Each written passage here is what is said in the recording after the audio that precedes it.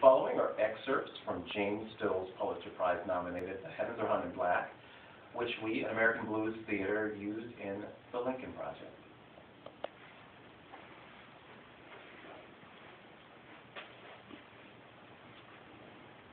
At the time it was written, our Declaration of Independence was held sacred by all, and thought to include all. Well, that's me. But to aid in making the bondage of the Negro eternal and universal, our Declaration was sneered at, hawked at, assailed, and torn.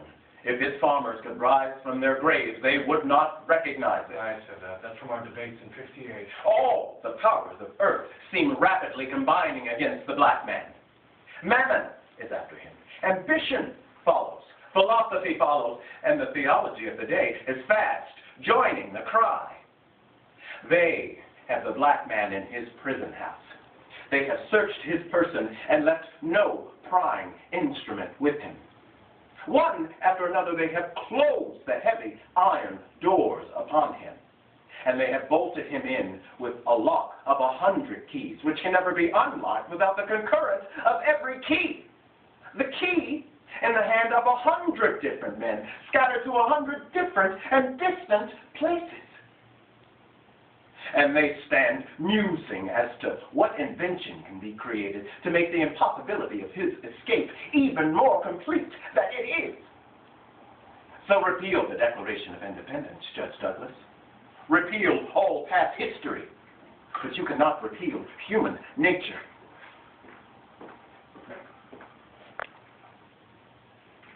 So, if you are against slavery, I am against the destruction of the Union. The paramount idea of the Constitution is the preservation of the Union. This is not a war over slavery. For some of us it is. Yes. The issue of slavery has torn the nation apart, but this war is being fought to keep the Union together. Not to abolish slavery. You have no plans to free the slaves. The Union is a ship. Its cargo, its traditions. The traditions of slavery, or the traditions of freedom? I am trying to save both ship and cargo, but if not both, then the traditions must go overboard to save the ship. Mr. President, I am that cargo. I am not an idea. I am not a metaphor, and I will not be convenience for your conscience. There has never been a time in which I wasn't against slavery. As I would not be a slave, so too I would not be a master. I do not know how to make this more clear. It is wrong and ought to be restricted. Only restricted? Abolition must be gradual, voluntary, and compensated. A man watches a pear tree day after day, impatient for the ripening of the fruit. Let him try to force the process, and he may spoil both fruit and tree. Instead, let him patiently wait, and at length the ripe pear falls gently into his lap. Mr. President, with all intended respect, I waited my whole life. I died waiting. And now, it seems, in death, I'm still waiting. That pear you speak of has fallen now, and we are waiting for you to pick it up before it gets stomped on, stepped on, and returned to the earth. But no matter what you may think now, sir, this war has never been a war about keeping the Union together. This war has been about one thing, and one thing only. Emancipation.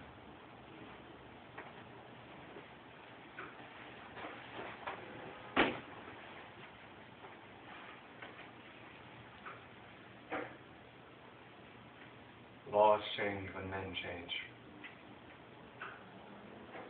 But will men change when laws change? Evening, sir. Evening, friend. Pardon, sir. Didn't intend to disturb. Oh, no, man. I couldn't sleep. I like to walk. I don't know why I always end up here. President Buchanan always said he slept better out here, out at the soldiers' home. I reckon he did. Me, nothing touches the tired spot.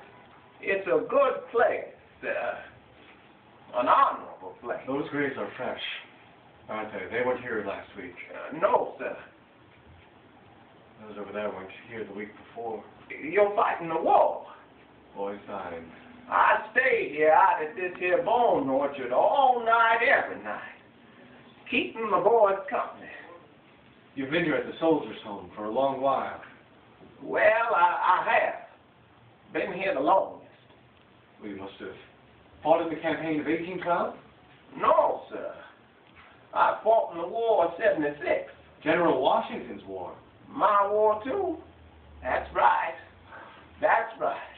It was my war what we fought in 76. Well, that must make you the oldest here then. Must be. Surely must be. Well, what is the secret of living such a long time, do you suppose? Well, now, never let a horse breathe directly on you. Never take a drink of bottled courage. And never be the Mr. President of the United States. Name is Hammond. Theophilus Hammond. I'm Abraham Lincoln. Yes, sir, I figured that. It's all crowned with stars tonight. That bright one there is Arcturus, burning bright as fire. You reckon there's a war being fought there, too? And back when I was a young man in Illinois, I boarded for a time with a Presbyterian deacon. One night, I was aroused from my slumber. I heard a rapping at the door, and I heard the deacon's voice saying, "Arise, young Abraham! The day of judgment has come." So I sprang out of bed, rushed outside. And there the stars were falling fast in a shower, like someone was dropping them from the sky. It looked like the world might be ending. Till I looked harder. Till I looked past the falling stars and back way, way back in the heavens at the old constellations. Fixed, immovable, just like always. You got a sadness about you, sir. A shadow. Yes, there are days. Days I have to will the sun to rise, else it never gets light out. These nights, heavens are hung in black. I thought for sure it'd be over by now. That we'd end it fast, that the Secesh people would recognize their mistake in breaking away. Now it's war, and only war. Much easier to start a war than it is to end one. Pardon me for saying, sir, but wars take on a life of their own. They belong to the men that fight them. My owner, Mr. Hammond of Virginia, he put me up for military service in his place, and I fought that war on his behalf. But it was still my war. And when that war was won, the War of Independence, I was sent back to my master, back to Virginia.